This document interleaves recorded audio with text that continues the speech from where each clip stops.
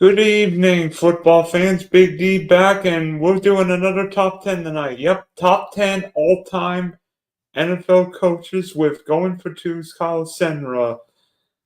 And before we start, please subscribe, like, and share. Driving Top Productions, Monkey Spectrum Sports. Also, check out yours truly, Big D podcast with more episodes. Kyle, I think it's the second or third year we've done one of these countdowns. Yeah, I think last year we had done top 10 current coaches, and I believe the year before that we did a quarterback ranking. So yeah, definitely love coming on this time of year, August, as training camps are going. Preseason technically started with the Hall of Fame game last week, and we're football's in the air, so of course football list as we wait.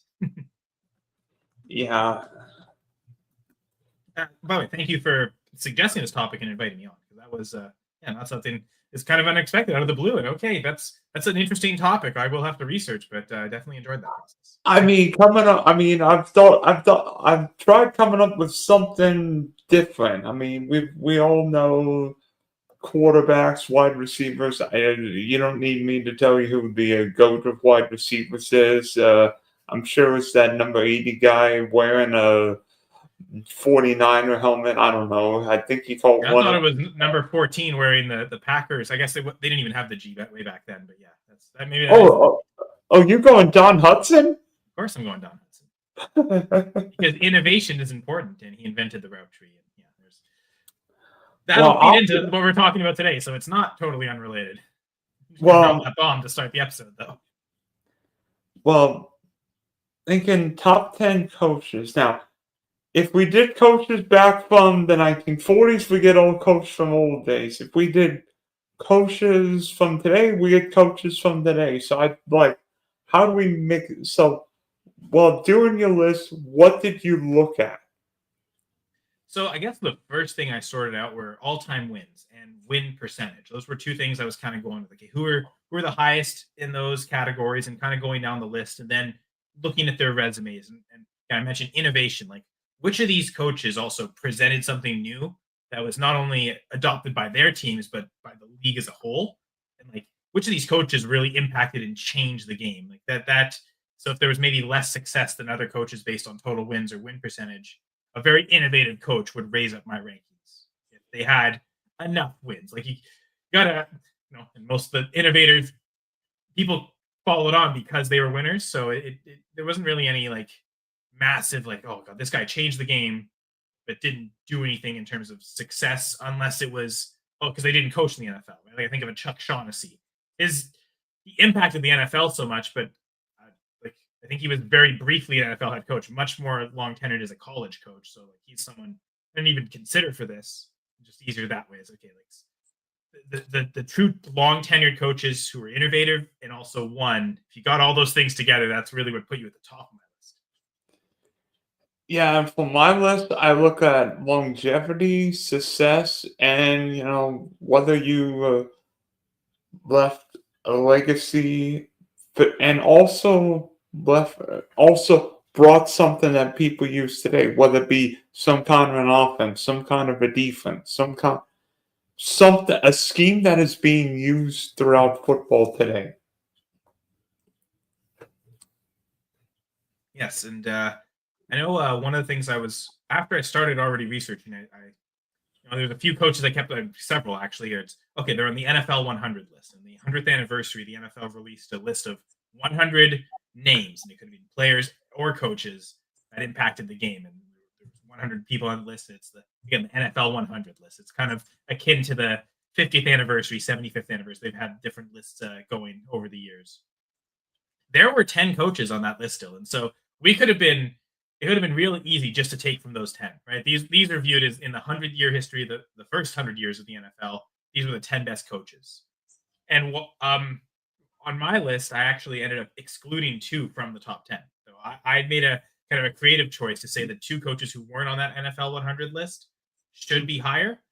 Now the 2 that aren't, I would say it'd be tough to have them lower than say 11 and 12. Like I agree that they are all-time great coaches, but I did want to get creative. So they were difficult. I would say those are the most difficult parts of the ranking for me, was 9 through 12, if we're going that way. don't know if we're going to mention honorable mentions and who they are, but anyone knows the NFL 100 list, as it gets going, you'll know which two names ultimately get omitted and who I didn't put on the list. So that was an interesting thing too, to go off that dynamic. Yeah, I did not have one of the NFL top 100 coaches. I wonder if the guy you have is one of the two I omitted, or if there's a difference there. That'll be interesting to see and track as we get along. We'll have to wait and see. So we'll go back and forth.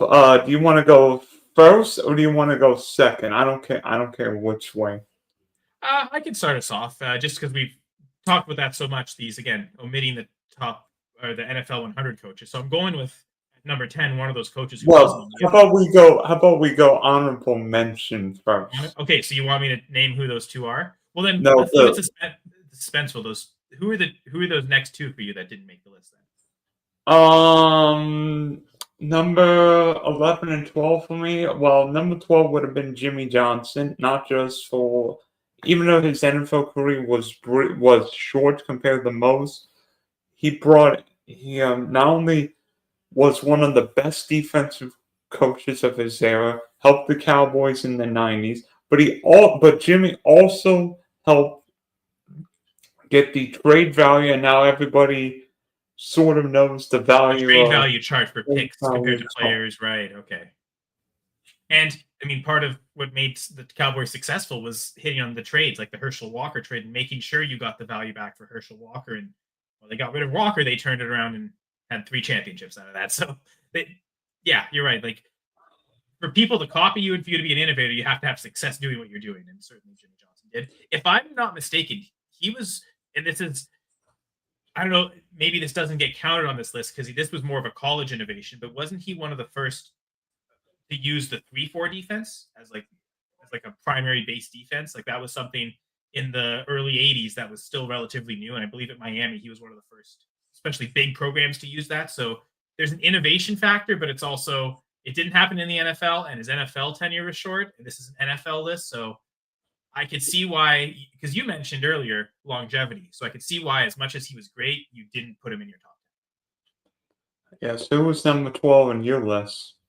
So mine, Paul Brown. I would say he's the lowest ranked of the NFL 100, and I mean he's great. I mean he won 3 championships in the NFL. Now the Cleveland Browns, the league before the NFL, they also won the 4 leagues that years that league existed. They won all 4 championships. So they just dominated that league. So 7 total championships for him. But again, this is an NFL list, so I am looking at strictly NFL time. His NFL regular season record was 66.7, which is incredibly impressive. Even higher than the guy I have ahead of him, but the playoff record, 52.9, I'm pretty sure is the lowest of these 12 coaches for their playoff winning percentage. So tremendous success. I mean, the thing with the Browns being the best team of the 50s is they won 3 championships. Pretty sure they also went to 4 other championship games. So almost 3/4 of the decade of the 50s, they were in the championship game. So, but also more losses than wins, which is why the playoff winning percentage is, again, only 52.9%. So, like I said, I'm pretty sure of all the coaches we're going to talk about, or at least I'm going to talk about today in the top 12, that percentage is lower. And I'm pretty sure that percentage is definitely lower than Jimmy Johnson's percentage, too. So you can throw him in there as well. So while I like Paul Brown, he created the Browns, or he was the first coach of the Brown. He created the Bengals. He's done a lot for football. But he's done a lot for those teams. I don't know that he's innovated much to Otto Graham was the big innovator in terms of how to throw. I don't know that Brown gave him the opportunity, but to me, Otto Graham became Otto Graham not because of Paul. So that's why he's 12 here. And then number 11 for you. The other guy I'm omitting is Joe Gibbs. So actually, again, 3 NFL championships, a worse regular season win record than Paul Brown, 62.1 compared to 66.7. But a playoff winning record of 70.8. That stat is almost what makes me regret not having him in the top 10. 3 NFL championships, twice coach of the year. It really came down very difficult to him and the guy I put at 10. I'll say. Yeah, and how about 3 Super Bowls with 3 different quarterbacks? And I think 3 different running backs too. Like it was the offensive line was the consistency factor for that team. But yeah, it's Theismann, Doug Williams, and then the Canadian Mark Rippon. Yeah, number 11 for me, and this one pains me, but Tuna, Bill Parcells. Not just what he did winning the Super Bowls with the Giants, but also the Jets, the Cowboys. Somebody's got to bring the groceries on this show. Yeah, no, for sure, right? Yeah, just that phrase alone, right? Like that's the innovation there. The coach GM, right? The argument for being a coach GM and not just a coach and GM have been separate, right? And I mean, how many teams take that approach now? There's definitely that is more common for sure. Okay, Do you want me to go with my number 10?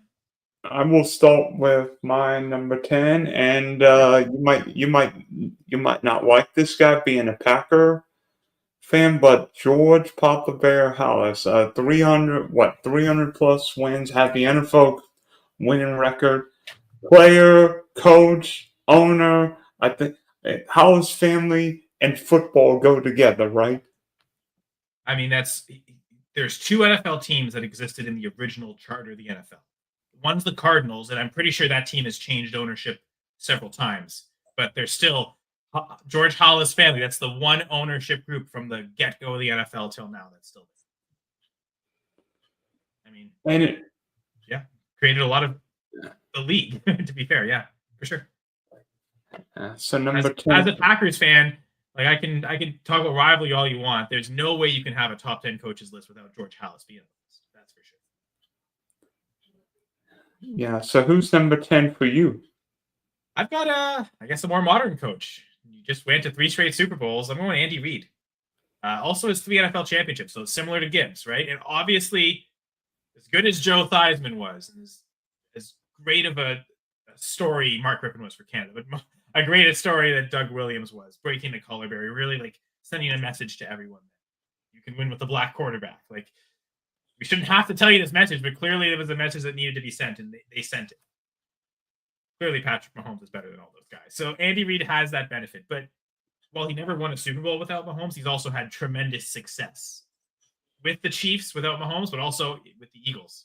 And so I think the fact that, I mean, he's 4th all time in regular season wins. So that's something when it comes to longevity over Gibbs, just made it a little higher on that all time wins list. And that really, and I mean, he could still be pushing that, to be honest. His playoff win record is 62.2%. So yeah, not as high as Joe Gibbs, but we're still in the 60%. So I think the fact that, again, 4th all time in wins, that with, again, the chance to keep going and keep raising those ranks potentially. I mean, the 3 ahead of him are pretty high up there. So maybe he might never be higher than 4th, but the fact that he is up there, that weighed so heavy for me to take Reid over Joe Gibbs and go against the NFL one. Yeah, and also, I mean, Andy Reid's coaching 12 championship games, and I mean, everybody's going to look at the success with Mahomes, but look at what Andy Reid and Donovan McNabb did in Philly. Now, maybe they didn't win a Super Bowl. Maybe if Donovan McNabb doesn't, puke in I mean, they're playing Tom Brady. So many teams could say, like, if only this, if only that, if only we weren't playing Tom Brady. It seems like that's the biggest one there, right? If they had played any other team, they probably would have won with Terrell Owens, but they're playing Tom Brady, so. True, and maybe if Kurt Warner would have been his quarterback, but that's story for another day. Yeah, right? Eli is the only one that can say, man, if only we weren't playing the Patriots, right? As if Eli's the one that can say, oh, no, we'll take the Patriots. It's fine. We like it. Yeah, but by the way, I mean, people say Eli Manning's overrated, but yet how can a guy who beat the GOAT twice in Super Bowls be overrated? Man, Michael Strahan and Justin Tuck really were amazing, weren't they? I would give Eli a lot more credit for the second one, because that's also, like, 2011 might be his best regular season as well. Like, that's probably peak Eli, and it showed better in that game. The play to David Tyree's helmet catch is amazing, but Eli also didn't do all that much outside of that. And then, I mean, the touchdown throw a couple plays later to get the lead, like those 2 plays loom large. It felt like he did a lot more in 2011 as well. So we'll give him credit. By the way, didn't Eli Manning beat the Packers both those seasons? Yes, 2 different quarterbacks too. Oh no. Favre throwing a bunch of interceptions, and then I remember the divisional round loss for the Packers. I think there was something like 7 or 8 drops in that game. And, like I remember Jordy Nelson dropped one in the end zone too, just before halftime. It might have like really created that a game, but yeah, kudos And to then Eli, man. I and can't then, hate him too much, can I? and then Eli threw a late touchdown at the end of the first half. Right? Yeah, it could it totally would have changed things, right? Okay, you instead of it's a long touchdown to Nelson, it totally changed the score. Instead, you're having to punt, and then they get that 2-minute drive. Yeah, no, it felt like that's when that game was lost, right? When you couldn't connect, and then you let them score and extend the lead. Yeah, then it was. The second half didn't go so well. Packers defense was awful. It was one of the worst Packers Swiss cheese defense. I've talked about that before in the past on different shows. That was definitely an example of it. 2011. But we're here to talk about year not 11, but number 10 coach, right? We didn't get to Yeah. or did we? George Hallis was number 10 on my list. Number 9. Do you want me to go, or are we? Yes. Okay, so number 9, I got John Madden, and the one thing that stood out to me even more than Andy Reid's, being 4th all time in regular season wins, just total wins. John Madden is 2nd all time in regular season winning percentage. I don't know if I held that too extreme, but his 103, 32, and 7 record from a win percentage perspective has only been bested by one other guy. So that really stood out to me. I mean, he only won 1 championship, and all the guys I have ranked just immediately below him have 3. And I mean, his playoff win percentage is only 56.3, but it just, again, talk about innovative. It's funny. He seemed to actually innovate more outside of coaching than in coaching, but again, I don't know if I overreacted to that win percentage stat, but the fact that he's, again, I think it was Guy Chamberlain who's 1st all time in winning percentage at 75.9. So they're actually almost essentially like it's 75.8 or something. Like they're like he's almost essentially a win away from being the all-time win percentage leader, John Madden. So that was enough for me to put Madden on this list at 9.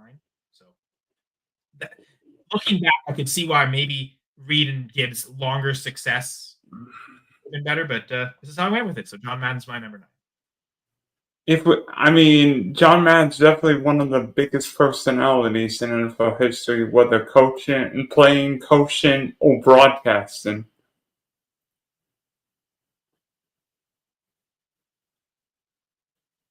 So yeah, I didn't have much else to say. Like I don't know. I guess we'll find out if you have Madden on the list or not. But, Number 9 on my list. How about 3 Super Bowl wins, a whole bunch of Daytona 500? It'd be NFL or NASCAR, but Joe Gibbs is number 9 on my list. Yeah, so there you go. So that was I was wondering if it was going to be Paul Brown or Joe Gibbs, which, because you said there was only one of those two that you omitted from the top 10. So, all right, And that got my answer. And honestly, when I said Joe Gibbs at 11 outside my top 10, you gave me a look that kind of made me think, okay, he probably has Gibbs in the top 10. And I'm looking at it again now. That playoff winning percentage is one of the highest in NFL history. Maybe that should have stood for it more. I guess I wonder, was there less sustained success than Reid? Reid constantly getting to the playoffs, whereas Gibbs, when he got there, he knew what to do, and they'd win. So I'll give you that. That's a good point. And it seemed like when the then Redskins made the playoffs in the 80s, early 90s.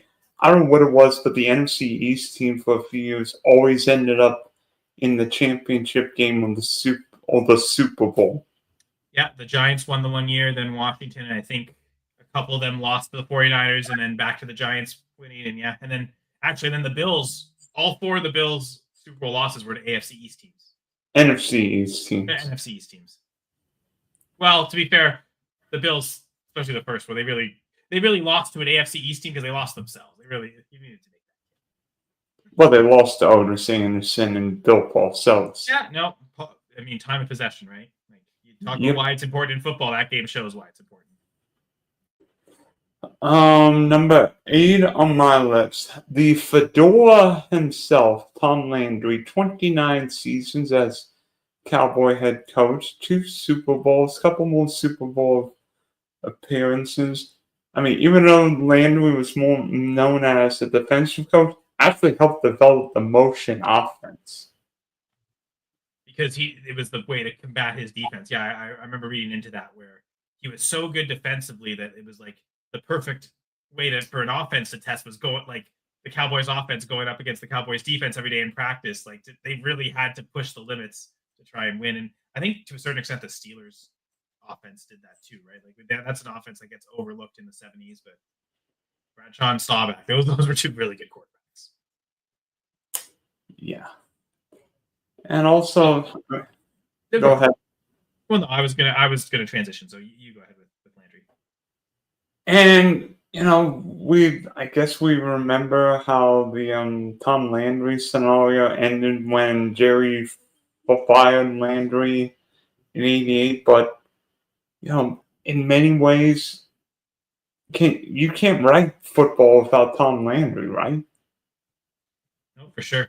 It's a little higher on my list. I won't spoil that. I mean, people should have known he was going to be on the list. That seems like it would be impossible to have a top 10 list without Landry. And I was going to mention later on what some of those innovations were to football. How he really did change the game. You mentioned a good one, a good offensive change from a good defensive, one of the best defensive minds ever in the game, really. Doomsday defense too. Maybe if the Cowboys would have gotten past the Packers and won one of the first couple of Super Bowls, we'd be thinking Tom Landry, maybe the GOAT of coaches. Why some of those early games really did matter, right? Like every game matters. I mean, and there's I know there's one Super Bowl the Steelers beat the Cowboys. Was there another one? I think they twice. They like the Steelers twice beat the Cowboys in Super Bowls. 10 and 13. Yeah, and so like, what if one of those goes differently, right? Then like suddenly like the Steelers aren't necessarily the best team of the 70s. Like they've only got 3 and the Cowboys have 3 equal. But now like okay, the fact that the Steelers were able to beat the Cowboys twice, that really hammered home who was the best team of the 70s. Especially with the way a couple of those games were. I mean, because until Super Bowl 10, Super Bowl 13, there weren't a lot of high scoring Super Bowls. It was ugly. The games were ugly, low scoring, turnover fest. I mean, well, the Packers Super Bowls 1 and 2 were high scoring. The problem, especially against the Raiders, though, was the Raiders weren't high scoring. Like the Packers just trounced them, right? So it was if you ever got a high scoring Super Bowl up to that point, it was lopsided. The close games were the low scoring games, but you didn't get the high scoring close game. That didn't happen yet. And yeah, Super Bowl 13, one of the greatest Super Bowls ever. You get two of these Titan teams in the 70s. And I mean, that game really did determine it, right? Like once the Steelers beat them twice, this is their 3rd Super Bowl of the decade. That really cemented it and put them as the best team. If that one goes differently, and I think that was 35-30. So 31. 35, like back and forth, fourth quarter comeback. I'm pretty sure the Steelers came back in the fourth Cowboys following came back to win. Yeah, so talk about Bradshaw being clutch, then certainly in that moment there. Have we talked enough about this game, these two teams, that it's natural to say that my number 8 is Chuck Noll? So you mentioned 4 NFL championships. We've already gone through that. They were the best team of the 70s. He made the all-decade coach list in the 70s and the 80s. So I thought it got a lot easier from this point.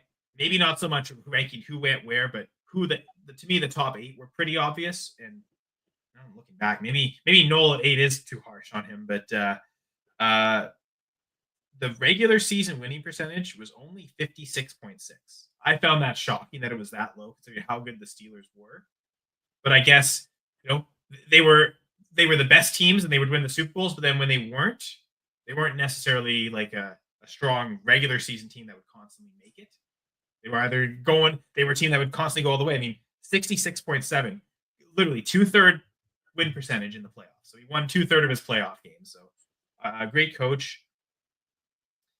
I'll spoil it and say that I put Landry higher than Noll because the innovations were more present with Landry. But certainly the winning, especially in the 70s, was more there with Noll. So if you've got Noll on the list higher than Landry, I'm guessing you put more emphasis on the wins and Noll Steelers really being the dominant team of the 70s. Yeah, I'll admit that Chuck Noll is slightly higher on my list than Tom Landry, probably because of the head-to-head Super Bowl. Now, do you want me to go with my number 7? Yeah. I've got Bill Walsh. And again, we get to innovations, right? The West Coast offense, which Belichick says should be the Ohio River offense because he actually created it when he was the OC of the Bengals, but whatever. And you only get to be an innovator if you're successful. The Bengals weren't successful enough for people to copy it, but they certainly did once the 49ers. I mean, we transitioned from Noel, best team in the 70s, Bill Walsh, best coach of the 80s, best team of the 80s with the 49ers. He only ended up winning 3 championships with them, but that team that he created, that infrastructure, ended up winning 5, 2 after he had departed. Again, regular season win percentage 60.9. There's some other guys that are higher. I mentioned Joe Gibbs and even Paul Brown, for instance, but 71.4% winning percentage in the playoffs. This was a team that knew how to win in the playoffs. And again, the West Coast offense was enough of an innovation for me that even though he won less championships than Chuck Noll, I put Bill Walsh one spot ahead of Chuck Noll. So those are 7 and 8 for me. I don't know if I have Bill Walsh slightly too high on my list, or maybe you have Bill Walsh slightly too low on your list. I mean, it's funny. When I first started, I thought he would be higher. I was thinking he was going to be in the top 5, maybe even number 4. And then the more I went and was just comparing, the further down he fell. But yeah, to me, this was the absolute lowest, clearly. And I know for sure one name that you've already mentioned that I have higher. And I've already referenced another name I have higher too. But yes, we'll go to your number 7. Yeah, even though this team is dealing with more quarterback problems than we like to say, but we can't rank football without Paul Brown. I mean, not just what he did with the Cleveland Browns and Bengals, but coach forever, 4-time champion of the All-American Football Conference, not the AFC, the All-American Football Conference. And then what he did, of course, with Otto Graham and Jim Brown back in the days, and of course helping get the Bengals in the league. No wonder why the Battle of Ohio is so fierce.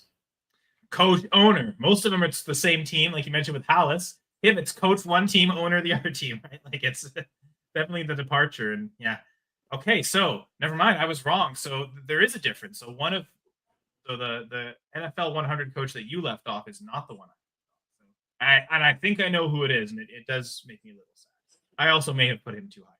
We'll find out. Okay, number 6.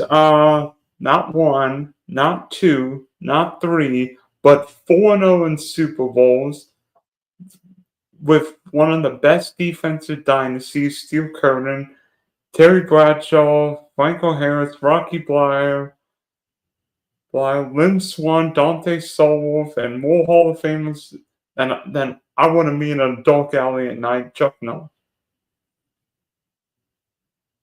Yeah, mean defensive lines that dominate. Like it's one of the ones we think of first, right? And it's certainly the players, but you put the players in the position to succeed. So yeah, Chuck Noll definitely deserving on this list. And yeah, when I had him at 8, I was kind of thinking that might be too low. Clearly, you agree.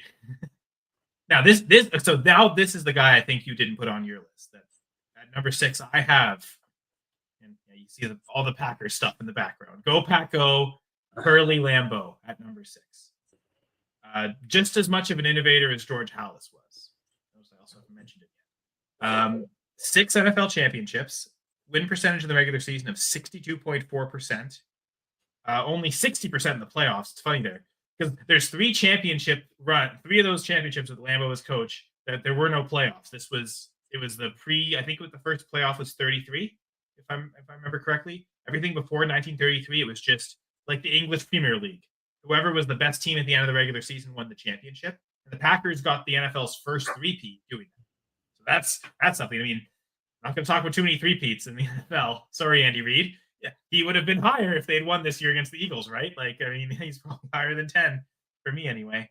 Lambeau seemed like one of the first coaches to truly use the forward pass. I mean, forward pass. That's what makes. If football was just rushing, we wouldn't be as excited about it. So, to me, I don't know if he made your list, but it certainly was number 6 for me. And maybe there's some Packer bias as to why he's ahead of Walsh. Certainly, I kind of like just we did more innovating in the game than Noel. So that one I'm kind of, as much as it feels like Chuck Noel's too low at 8, I'm kind of convicted there. You're right. Maybe I should have put Walsh ahead of Lambo. Maybe that is my Packers bias. Too much cheese in my brain getting in the way. But that's my number 6. I mean, I feel like an idiot not having Curly Lambeau on my list, but it's not because you're a Packer fan. It's because, I mean, yes, Curly Lambeau won 6 Super Bowls, and yes, Curly Lambeau and Joe Tallis faced each other for about 142 years, and I think in heaven right now they're still facing each other. They're probably saying, no, Bart Starr was better. No, my quarterback was better. My quarterback was better. My quarterback was better. Ray Nitschke's better. No, Dick Buckus is better. See, that one's probably closer. The quarterback, there's no way. I mean, the Packers probably have at least 4 quarterbacks better than the Bears' best quarterback. So, I mean, the Bears still don't have a 4,000-yard passer. Right? Like, pretty sure Arnie Harbor is better than any Bears quarterback. So, and I mean, he's clearly the 4th best Packers quarterback. There's no way, as good as Arnie Harbor was, and he won championships. He won more championships than Favre and Rodgers combined. I'd still easily take Favre and Rodgers ahead of Harbor, but I'd also take Harbor over any Bears quarterback in history. I mean, who beat the Bears? Sid Luckman, just because he won the most championships with them. Doug Flutie for 1 year. No, just kidding. Oh God, it's clearly Justin Fields. I thought it would be. I was making the proclamation of Justin Fields was going to be the Bears' all-time best quarterback. That man, I look stupid with that. I could talk more about Curly Lambeau. I could go on for 200 years if you wanted for all the games he made. I mean, he's up there in all-time wins. I believe he's in the top. He's certainly in the top 10. And so, just the longevity of how long he was there. I mean, just like George Halas, he founded the team, created the team, and both played as well, like player, coach, owner. It was a limited time span, but both of them did that. So that's craziness. I don't know. I probably did put him too high at 6. There's probably a middle ground of he should have been in the top 10, but lower in the top 10. I'll give you. I probably should have put Bill Walsh in. That's one that probably, and I'm thinking back, probably should have put Curly Lambeau on the list. But you know what? That's why we have differences. I mean, we talk it through. I'm loving this discussion, Dylan. I'm curious to hear numbers. Okay, so halfway home, who's number 5 on your list? Now we get to the fun one. Did you not give your number 6? I said Chuck Noll. Okay, right. I guess when we were going through him with me, it was I guess you said everything you needed to about them. Okay, so I have Tom Landry here, and I mentioned you mentioned all the winning acolytes, and that certainly was he's 5th all time. So that was definitely one that he's gonna certainly enter the league. Or he's going to be entering the list pretty high. Mentioned Jimmy. It's funny. It's the Cowboys guys, right? Jimmy Johnson was one of the first installers of the 3-4 defense. From what I understand, it seemed like Tom Landry invented Jimmy Johnson 3-4. Tom Landry invented the 4-3 defense. So right there, get those 4 defensive linemen, and it used to be 5-on-5, right? Like football used to be played 5 defensive linemen, 5 offensive linemen. It's man versus man, hat on a hat, however you want to say it. Passing offenses got too good that you couldn't put 5 guys on the line. It's why you can't blitz Brady, right? Like, no matter how many guys you put there, that one guy you're taking out of coverage, that hurts you more. Because give him one more thing to worry about and think about, and he won't be able to make the decision as quickly. So it was that whole concept of, 5-on-5 works great if you're playing a team that's just going to run the whole time. But with advanced passing games, and it was the feed off of defensive innovation, offensive innovation. Because a lot of this seemed to come not even with the Cowboys, but with the Giants. When he was the defensive coordinator with the Giants and Vince Lombardi was the offensive coordinator, they're trying to outdo each other in practice. And how much football genius was created just in those practices between those two. And Landry, again, 4-3 defense. Now my offense as Tom Landry, what do my offense has to do? Use motion. That's the way to fool my defense. And trying to self-reflect. Okay, what are the gaps in my defense to make sure it continues to get better, but also how do I help my offense? And you mentioned that innovation. I guess with the 4-3 defense came two things. The middle linebacker, up to that point, no one was really using a true pure, how we view nowadays, green dot. No one had speakers and headphones and didn't do any play calling. But that that signal caller on defense, like the quarterback, that didn't really exist until Tom Landry kind of created the middle linebacker position as a result of the 4-3 defense. You're taking away linebacker, so there's one guy in the middle, and that guy, he's responsible for everything. And then zone defense. Suddenly it wasn't, again, as a way to, on the line, we're not necessarily going man to man. Well, that continued to coverage. And suddenly zone defense became a thing as well. Not every team, some teams will still use man, some teams will use a different concepts, but all these things he brought to me, I felt I couldn't put him any lower than 5. Even though Chuck Noll won more than him and his team was the better team in the 70s, I think overall Landry's impact on football is greater than Chuck Noll's. So that was a big factor for me to go Landry ahead of Noll. Yeah, and also, there was not a better dress coach in NFL history than Tom Landry. He is the 101 with the fedora and the suit. No love for who was the Houston Oilers old coach with the cowboy hat? Jerry Glanville? Yeah, I think so. I think he ended up coaching the Ticats for a bit, actually, now that I think about it. But yes, go Ticats, go. But yes, Tom Landry. No, I agree with you. Best dress coach there. Yeah, so I've got him at 5. Do you want me to go? Do you want to go number 5? Number 5 on my list. Yeah, all this number 5 coach did was win more games than any other coach in NFL history. Couple Super Bowls, and went 17-0 in the regular season. Some, I don't know, perfect season. The NFL's last perfect season. Only, I think. Well, because even some of those championship teams back in the 30s that like didn't lose a game still had ties. So can it be perfect if you didn't win every game, right? Yeah, that'd be Don. Well, my coach is obviously Don Shula. Okay, interesting. Well, I guess this is where, in terms of players who made the list, this might be one of our biggest disparities because he was your number 10, but I put George Halas at number 4. So no Packers bias here because I had to respect the guy. Like it's second all time in wins. I mean, only Shula's the only one with more. 8 NFL championships. I'm pretty sure that is the most. I don't think any head coach has won more championships than George Halas. So that was, man, as much as I love the innovations of Landry and the success, I kind of felt like I had to put Halas higher. And even one of those championships came as a player coach, but that doesn't really matter to this. But the innovations that he made. Okay, so first off, some of the more accolades. Twice he was coach of the year, which is crazy that in his whole tenure, he ever won coach of the year twice. To be fair, for most of his tenure, the award didn't exist. So they were late in his tenure. He finally won them.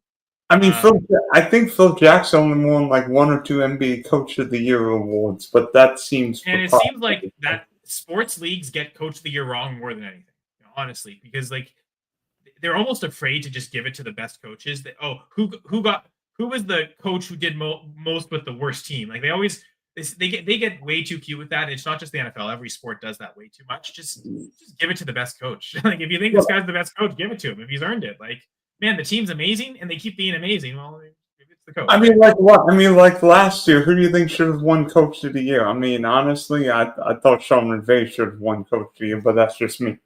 I was okay with O'Connell because again, because it's regular season only, right? So the fact the Rams beat the Vikings in the playoffs shouldn't matter on that. I mean, the Vikings, even though they didn't win their division, they had more wins, so they had success.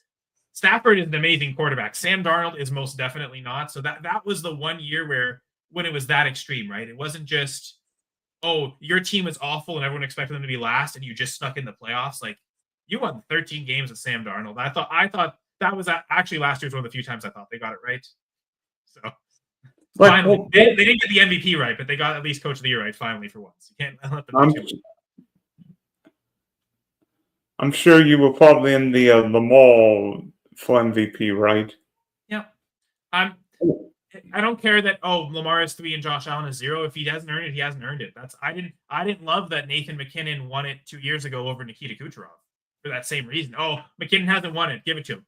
Well, Kucherov had more points. He had a higher percentage of team points, like a bigger disparity between him and Braden Point than McKinnon did between him and I believe it was Rantanen, much larger. And he had 100 assists. Like, there's no reason 2 years ago Nikita Kucherov shouldn't have won the MVP. Frankly, he should have won it this year again, but they gave it to a goalie, so whatever. But I feel like Kucherov's just been robbed of 2 MVPs, and Lamar at least robbed of 1. But anyway, we're talking coaches, not MVPs here. Yeah. So the one thing, these are the innovations that George Halas made. The T formation, he brought that to the NFL. That was a Chuck Shaughnessy thing in college. So he doesn't get the full credit for creating it, but he brought it to an NFL, the championship game in 1940. And they implemented it within like a week or 2 of practice. They beat Washington 73-0. It's the biggest blowout in NFL history. It's still, Miami came close against the Broncos a couple of years ago, but it's still the most points that a team has scored in a single game at 73. So the T formation just dominated. And then success leads to innovation. Everyone started using it almost immediately after that. Okay, no, we have to find a way, A, to defend this, and B, use this. And teams started scoring points finally. Daily practices wasn't a thing until George Halas installed it. Again, his team was one of the charter NFL teams, so that's part of it. The Bears were the first team to use daily practices, and they were the first to have film analysis of games. Before TVs were broadcasting games, they were filming games so they could study opponents' tendencies. Like, this is standard practice across the NFL for now. And that's I didn't expect to put Halas this high, Dylan. I'll be honest with you. Like, I don't think I would have quite had him at 10, but like, I was expecting him to be 6, 7, 8 in the Chuck Noll range. When I was finding out how much he changed the game, he has to be in the top 4 for me. So that's why I put George Halas. In spite of the Packers homerism, I put him ahead of Curly Lambeau. I probably feel like a donkey having Halas 10 for what he did, but for what he did.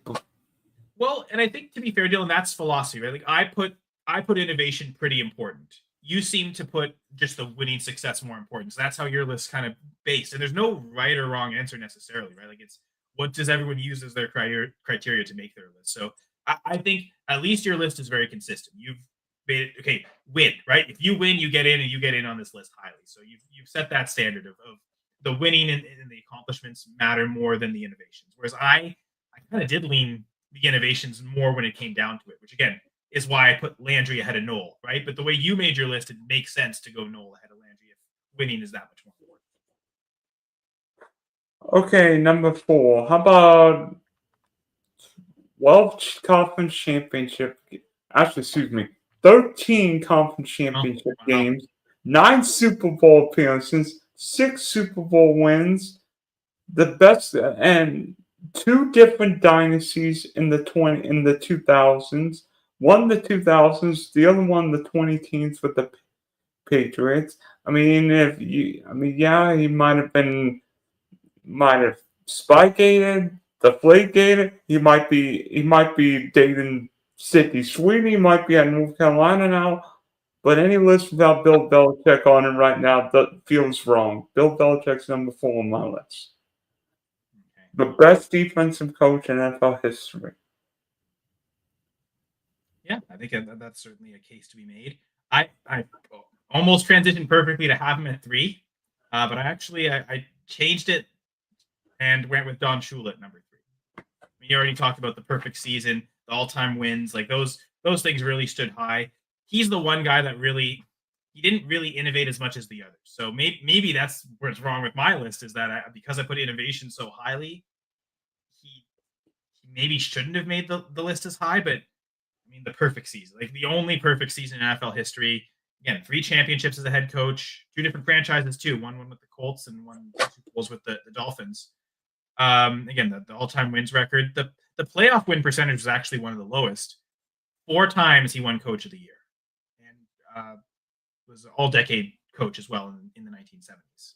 So, just how much he won, like again that all-time wins record and the perfect season, those 2 things combined, I almost even had him higher than this, but I couldn't put Shula any lower than Regarding Belichick, do you give Belichick or Tom Brady more success of New England's dynasties? Brady. I think Yeah. I'm always going to default to the players. As great as coaches can be in football, might have more of an impact than on other sports. Especially in the play calling era of coaching, right? Like deciding what play to play in out. You can do that a lot more. Football enables the coaches to have more of an impact, but I still think it's Tom Brady. Yeah, especially with Tom Brady possessed that competitiveness, and first year in Tampa, Tom Brady wins the Super Bowl. Oh, And that's just it. When he has success, and then Belichick. I mean, the Mac Jones made it the playoffs the one year, but frankly, without Brady, there wasn't much success there. It looked like it clearly should go to Brady. Like that almost ended the debate when he won with Tampa immediately. It's okay, yeah. The Brady Belichick debate's dead. As great as Belichick is, it's undeniable Brady's greatness. That's for sure. Well, number three, I think both of us would concur. Probably the 21st century's best offensive coach. What is it? 12 championship games, won six Super Bowls, 3 Super Bowl wins, gone back to back, and everybody's going to say, well, he's only done it with Patrick Mahomes. But Andy Reid got the 5 NFC Championship games and a Super Bowl with Don McNabb back in the 2000s. And frankly, if maybe football would have been different back then, I think Andy Reid would have been more regarded and more respected, because Andy Reid was coaching when there were a lot of great defensive minded head coaches, and the rules weren't quite as offensively driven. You could actually sort of grab. But I mean, 7 straight championship games. I mean, Patrick Mahomes has never missed a championship game starting in the NFL. That's nuts. Yeah. And I think, would you agree? Like you're giving Mahomes more credit than Reid, but just like with Belichick, like those coaches deserve credit because these infrastructures for these quarterbacks to succeed is definitely Yeah, and you know what? I don't know what you would say, but how would Josh Allen fare with Andy Reid as his head coach compared to Sean McDermott? probably has 3 Super Bowls. Yeah, that was a guy that was definitely not going. I didn't even put McDermott on last year's list of top 10 current coaches. I don't think I have No, I think McDermott. we were in lockstep there that McDermott's definitely overrated. Number You know what, man? The one I really messed up on was Reid at 10, and I think you're kind of thinking that with Hallis at 10 too. I definitely should have put Andy Reid ahead of John Madden. That one for sure. Now that I'm thinking about it, like as good as Madden was, like Reid has 170 more regular season wins than John. So I definitely should have had Madden at 10 and Reid at 9. Or honestly, like your point with Joe Gibbs, I probably shouldn't have kept Joe Gibbs off the list. That's okay. I have Belichick at 2, so it is. I am curious why Belichick ahead of Reid. I have Reid in front of Belichick. Why do you have Reid ahead of Belichick? Sorry, Dylan. I have Andy Reid over Belichick because I think as football changed, Andy Reid has evolved. Like some years, maybe the Chiefs run the ball, or some years the Chiefs are great defensively, or some years Pat Mahomes is throwing the ball deep. I think if we had done this list 5 or 6 years ago, Belichick's probably number one, just based on all the winning. But how Bill Belichick didn't evolve and how those Patriot teams regressed and didn't give Tom Brady the necessary weapons to win made me consider dropping Belichick. Because there's no point. Go ahead. Did Belichick the GM hurt Belichick the coach in that? 100%. Like the team wasn't that great. Like it was held up by Brady at the end of it. I mean, if you look, but there's a lot of missed picks at the end of the Belichick era. I mean, if you look at that 2019 New England offense, it's pitiful. I mean, like how Tom Brady and the Patriots won all those games is amazing because the Patriots lost to Ryan Tannehill. Was it Tannehill or Fitzpatrick? Actually, I think it was Ryan It was in the Fitzpatrick. playoffs. Yeah, it was Tannehill. I'm pretty sure. Like No, his Ryan Tannehill in the playoffs. is the last Brady game in New England, right? And Tom Brady threw a pick six because all his weapons were gone. No, it's true. That team was very. You're right. Yeah, and I mean, even 2018. I mean, they won the Super Bowl by scoring 10 points, wasn't it? Like 13. 13, right? I mean, a lot of that offense at the end was Gronk when he was healthy, and hope Julian can catch a first down eventually. Actually, quite a lot. It was those two, right? It ran through Gronk and Julian Edelman, and they kept trying to add Mohamed Sanu and N'Keal Harry. Like, let's Jalen Polk, or I guess that was recently, but like Tyquan Thornton. Yeah, the Patriots could not draft a wide receiver if their lives depended on it. Anyway, so yeah, okay, I can. Again, I think I was just too low on Reed in general on the list. I know Shula, Belichick. I was back and forth on them. While Shula has the all-time regular season record, Belichick has the all-time playoff win record, 31 wins as a head coach. So that when it all came down to it, that kind of evened it out. And then Belichick was a more innovative coach than Shula. And I mean, the one biggest innovation he made was truly not even as defensive coordinator. I mean, he was the what was his first role with the Giants? It was like DBs and special teams coach, and it was already then he was starting to draw pass rush stuff for Lawrence Taylor, but truly utilizing the 4-3 and having those outside linebackers be, I guess no, they were more 3-4. Again, like we talked about, Jimmy Johnson brought it to college, like. The Giants really were one of the first NFL teams to really utilize that 3-4 and use that outside linebacker speed as the primary pass rusher. I mean, NFL teams today, like the edge rushing is so important, and how you force left tackles to become so important. Because I'm looking back at some of the all-time great tackles were always right tackles back in the day, and then it flipped in the 80s, and suddenly your left tackle had to be your best player on your offensive line. That wasn't really a thing before Belichick. So he forced offenses to completely change the way they play overnight. And everyone had to, as soon as Joe Theismann broke his leg, everyone realized, okay, left tackle is the most important spot. You have to protect the quarterback's blind side. So then when it came down to it, okay, he has twice as many championships as Shula. Yes, Shula has more regular season wins, but then the playoff wins takes that. More Coach of the Year awards for Shula, 4 versus 3.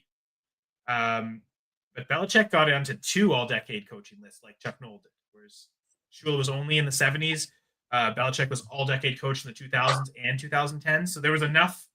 That was a tough one. I went back and forth, but ultimately decided Belichick at number 2. And also 6 Super Bowls compared to 2 for Shula. Yeah, I thought he had 3.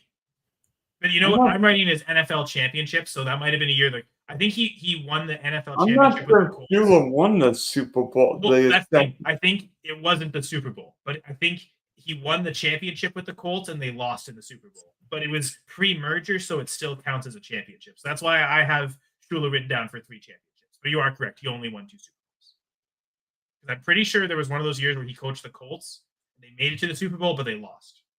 Super Bowl 3. Against Namath, right? So that does still technically count as a championship for the Colts because pre-merger, the NFL championship game is considered a championship. So officially, I did count that as a 3rd championship, but whether you count it or not, it's either 2 or 3 versus 6. So Belichick kind of undeniable. 71.4% winning percentage in the playoffs. I'm pretty sure that was the second highest of anyone I covered here. So that was enough to make me say, you know what, Belichick, in spite of how it ended at the very end of the tenure, I still put him at number 2. Again, at first I had him at 3 and I was hemming and hawing, but ultimately decided that, to be fair, those were the top 3 I expected to be, with Shula and Belichick being up there. And it was just really the order between the two. As I did more research, I kind of hemmed and hawed over who should be where. So yeah. I think I know who you have at 2, or maybe you don't. Maybe you have him at 1, which also hurt my heart. But go ahead, Dylan. Who's your number 2? That's why the Packers had the most when they were one of the first teams and won them before they were even Super Bowl. You hope. Yeah, we do. We play. I mean, Dylan does a ton of best balls. I don't really dabble into best ball, but I play a lot of redraft and dynasty. I didn't say a lot, but I play redraft and dynasty. I've got my own dynasty fantasy football podcast as well. I was going to plug that. Number 2, you're gonna like this one. You're gonna like this one. Well, maybe Vince not. No, not Lombardi. really. If you're not having him at 1, I won't like this. Vince Lombardi. Oh my god! Wow. Okay, I just be keeping track. The one you haven't mentioned yet at 1 is interesting, but I'm sorry I had him so low too. But yes, go ahead with Vince. I mean, not just what he did winning the first 2 Super Bowls, but what he did with one of the NFL's greatest dynasties, and maybe the NFL's gutsiest call with that quarterback sneak in the Ice Bowl. Technically, it was Bart Starr's call too, but that too, right? But trust your player, right? Like, okay, no, he thinks it'll work. Let's do it. Run and get out of here. A little more biblical. And in a way, I mean, there's a reason why everybody wants the Lombardi Trophy. Yeah, no, for sure. I mean, 3rd all-time in winning percentage. Only Guy Chamberlain and John Madden had more all-time higher winning percentage. Actually, I didn't see this comment till earlier, but Rivori Sports probably likes my John Madden ranking at number 9. But also mentioned Mike Ditka as someone we didn't even talk about as an honorable mention at all. I did not consider Mike Ditka on the list. I'll be honest. There's a guy I didn't even consider Bill Parcells. To be honest, I probably should have looked at him closer. But yeah, those are a couple that top 20 for sure. We would have mentioned them. I mean, we did mention them technically, but we would have ranked them. Yeah, would Tom Coughlin have made your top 20? Probably not. But I mean, if I was going top 20, a larger list, I would have looked at a lot more candidates too. I wanted to didn't want to overburden myself with the task. I had a really good idea of who I was going to take. Like I said, the NFL 100 list was a guiding principle. Okay, those 10 on that list, again, I chose to exclude 2. You chose to exclude 1. It was really, really tough to look away from most of those coaches. So like there was some of it that was already kind of set for us in terms of the names we chose. In terms of Lombardi, I mean, he's my number 1. Like I think he's the greatest coach of all time. So 3rd all-time winning percentage, best all-time playoff winning percentage. Though 90% win percentage in the playoffs is absurd for anyone in any sport. That's the type of thing that makes him arguably the greatest coach in sports all-time period. Just dominance in the playoffs. That one championship game you lost to the Eagles, never again. We're never losing another playoff game, and they never did. Now, the success of 5 championships in such a short span, and considering for the Packers, going from a 1-10-1 team in 58 to a 7-5 team in 59, one of Lombardi's 2 Coach of the Year awards. He has the 62 season, the greatest season in Packers history with only 1 loss. Cursed Lions for ruining the perfect season, but whatever. It's one of the highest point differentials in NFL history. The 62 season is, when you rank all-time seasons, I think it's got to be in the top 5. So orchestrating that type of season, similar to Shula with the perfect year season, but the 3-peat. And Shula came close. I think the Dolphins, I believe they lost.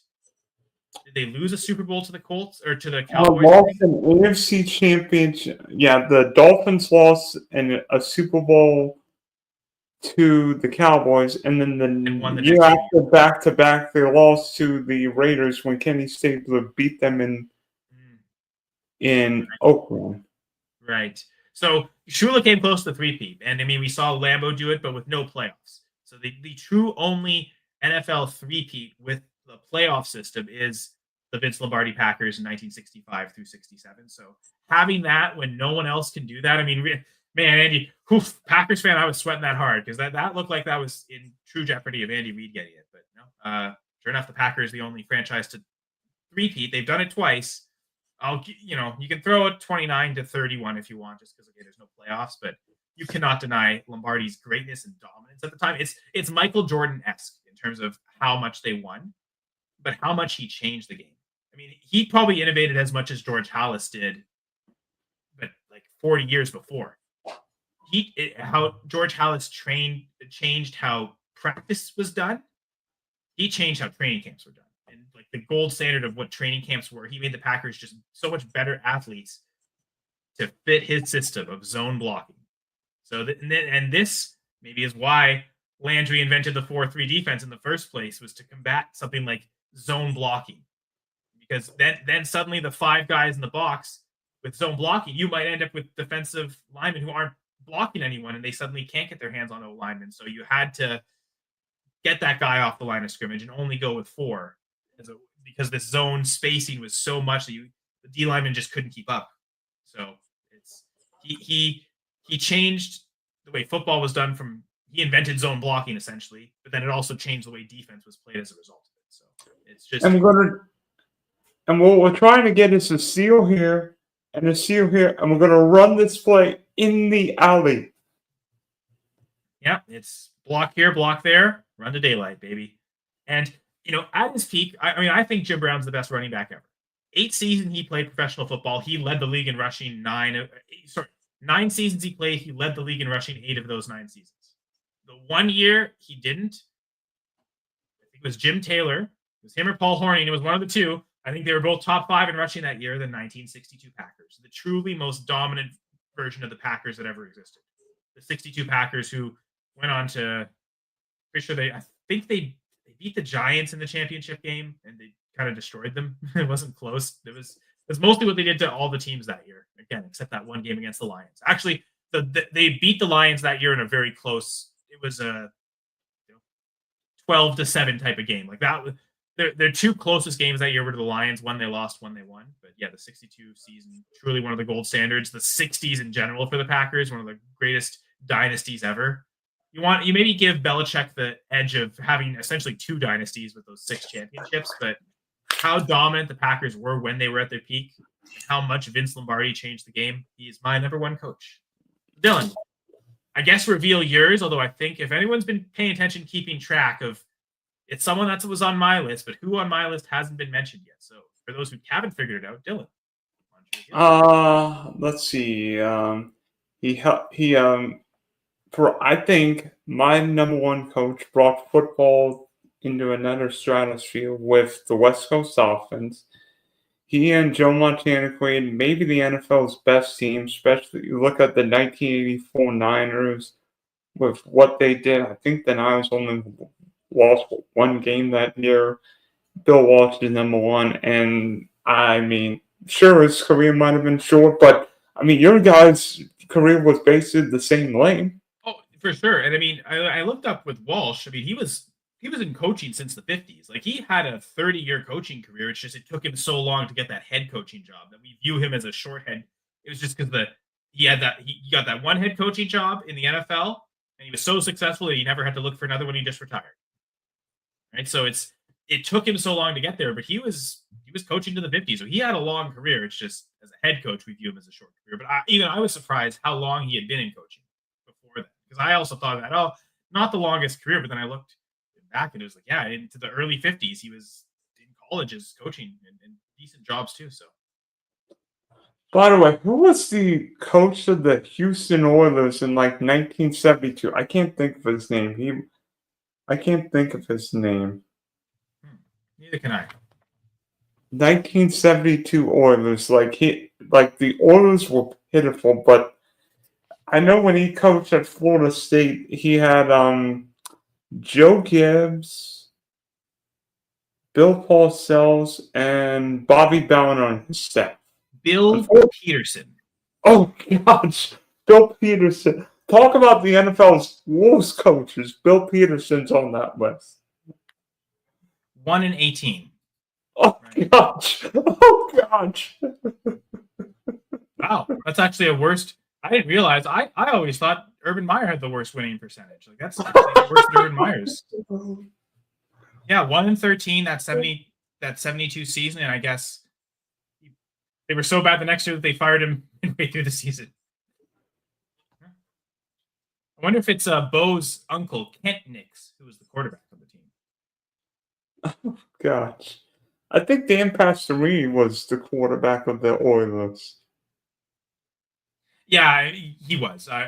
Kent Nix was just another quarterback on that roster. You are right. It looks like Pastorini was the starter. Might have been better off having a. Oh, never mind. No.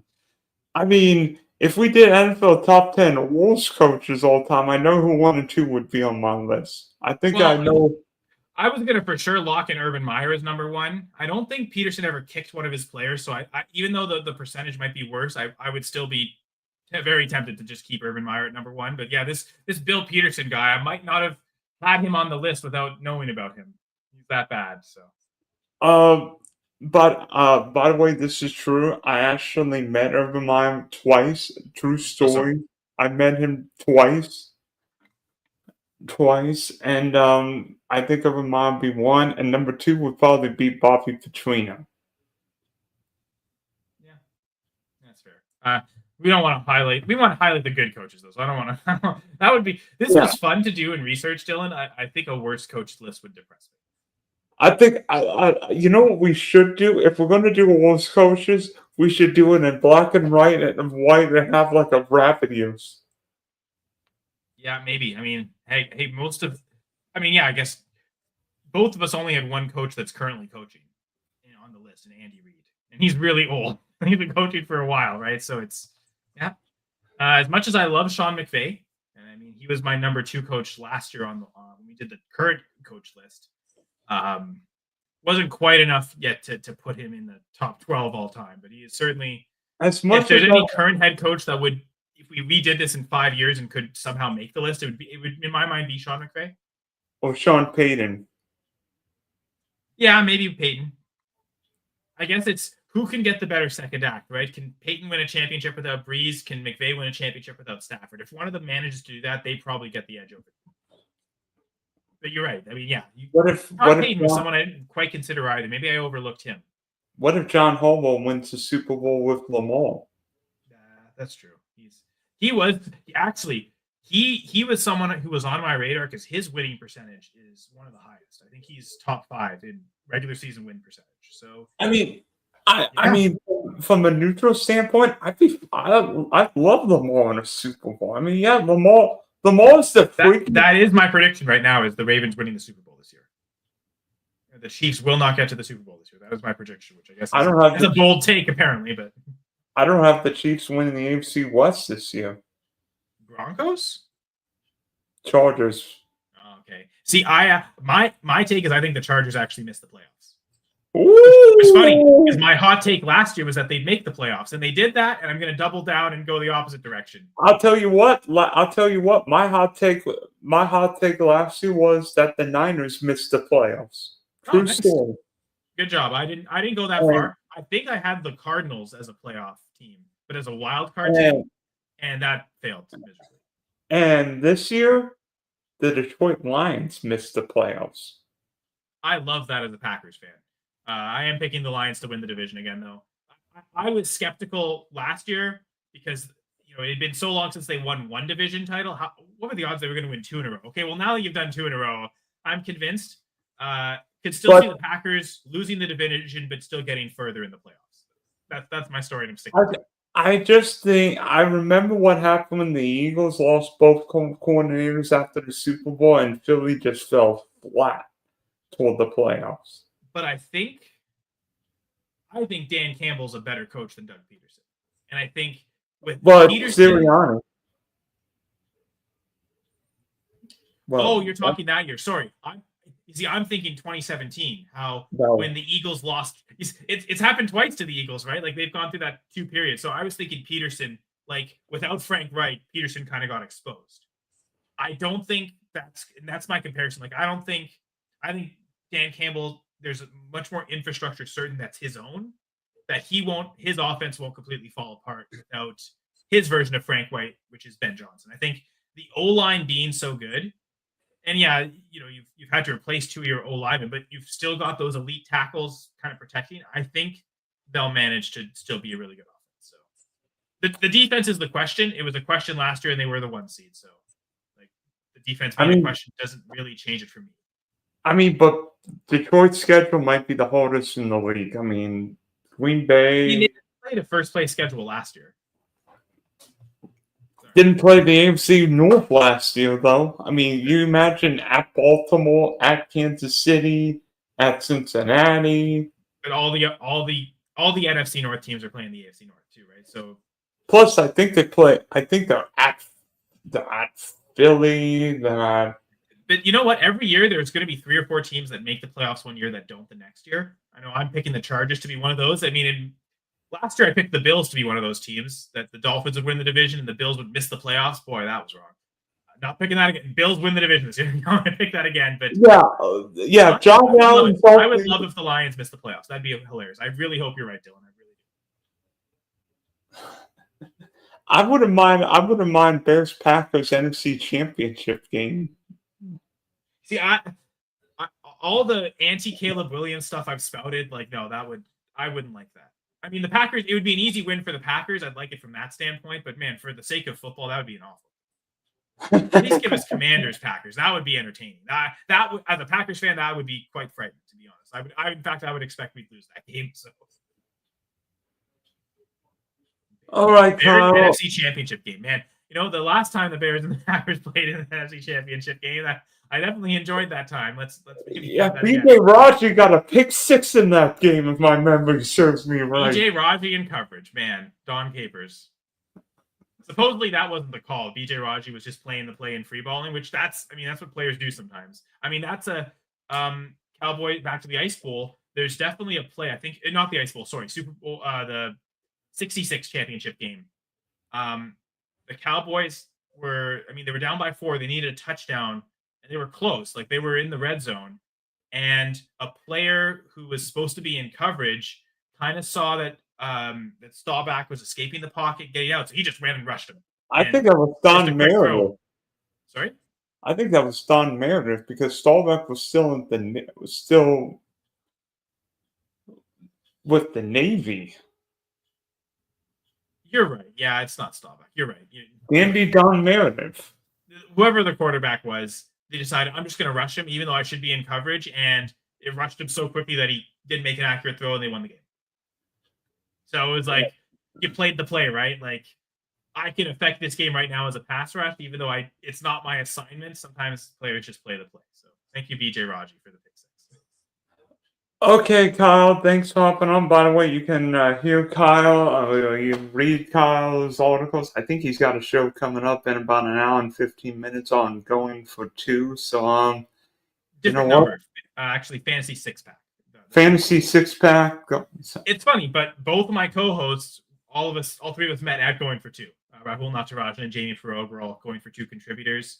Looking forward to doing some Going for Two stuff more in season. But yeah, right now, got a lot of stuff with Fantasy Six Pack. We got the Dynasty Six Pack show, which is every Wednesday night on YouTube at 9:30 p.m. Eastern. Like Dylan said, in about an hour and 15 minutes. We talk Dynasty Fantasy Football. Tonight we'll be talking about my projections. So we're actually talking a lot about redraft in this next month as we get to redraft season. So really focused on the season upcoming as Dynasty turns to redraft a lot when it gets in season. I got a lot of articles out though with Fantasy Six Pack. Right now, all 12 articles in our pick slot series have been released. So the 101 article will take you 3 different strategies that using ADP you can build this type of team from the 101. And then the 102, 3 different strategies there. So I wrote the 106, 109, and 112 articles, and they've all been released now as well. All the other 9 articles from the series. So check that out on the Fantasy Six Pack website, fantasysixpack.net.